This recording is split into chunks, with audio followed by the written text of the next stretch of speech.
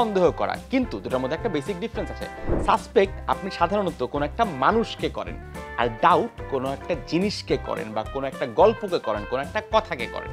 অর্থাৎ আপনি যদি বলেন যে আই সাসপেক্ট হিম বা I suspect he is the thief, মানে আমি সন্দেহ করি যে সে চোর, পুলিশরা যেরকম করে থাকে। হ্যাঁ, আর অন্যদিকে ধরুন আপনি কোন একটা গল্প শুনছেন, I have doubts about this. আপনি কোন একটা প্ল্যান শুনছেন, আপনার ফ্রেন্ড বলেছে আমরা এভাবে করে কক্সবাজার যাব, 7 দিন থাকবো, এভাবে করে যাব, আপনার প্ল্যানটা পোষাচ্ছে না, মনে হচ্ছে যে এই প্ল্যানটা হবে না কোনোদিনও। I doubt this plan will work. I doubt this plan very much. তখন ইউ ক্যান সে যে I suspect this plan will not right. Work. কিন্তু যদি আপনার কিছু টাকা হারানো যায় আর আপনি ভাবেন যে আই সাসপেক্ট হিম, যে আমি তাকেই সন্দেহ করি, সেই ক্ষেত্রে আপনি সাসপেক্ট কথাটা ব্যবহার করতে পারেন। সো লাস্টলি সাসপেক্ট হচ্ছে মানুষকে সন্দেহ করা, আর ডাউট হচ্ছে গিয়ে যে কোনো জিনিসকে, যে কোনো প্ল্যানকে, যে কোনো কথাকে, যে কোনো কাজকে সন্দেহ করা।